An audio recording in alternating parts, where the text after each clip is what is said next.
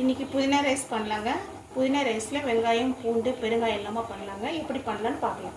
கடாயில் 1 table spoon எண்ணெய் சேர்த்துக்கலாங்க. எண்ணெய் காஞ்சது 3 பச்சை மிளகாய் உடச்சி போட்டுடலாங்க. 1/2 இன்ச் இஞ்சிங்க கட் பண்ணி சேர்த்துக்கலாங்க. மீடியம் சைஸ் தக்காளி ஒன்று கட் பண்ணி சேர்த்துக்கலாங்க. புளிப்பு தன்மைக்காக தக்காளி சேர்த்துக்கலாம். தக்காளி போட்டு ஒரு 2 நிமிஷம் வதக்கிக்கலாங்க. இப்போ 2 கைப்பிடி புதினா சேர்த்துக்கலாம். 1/4 கைப்பிடி கொத்தமல்லி.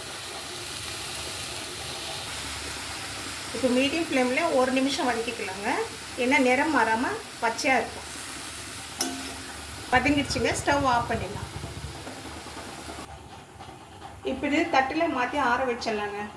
இப்போ மிக்சியில் சேர்த்து தண்ணி சேர்க்காமல் நைஸாக அரைச்சிக்கலாங்க.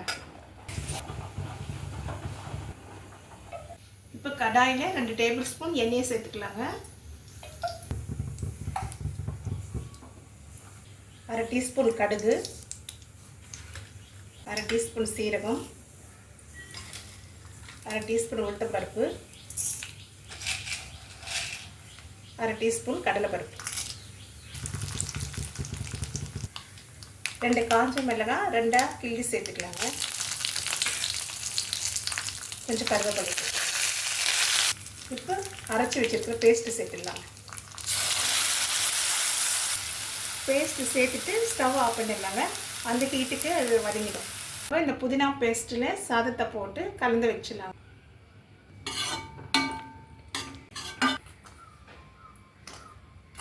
இப்போ தேவையான அளவு உப்பு சேர்த்துக்கலாங்க. சால்ட்டு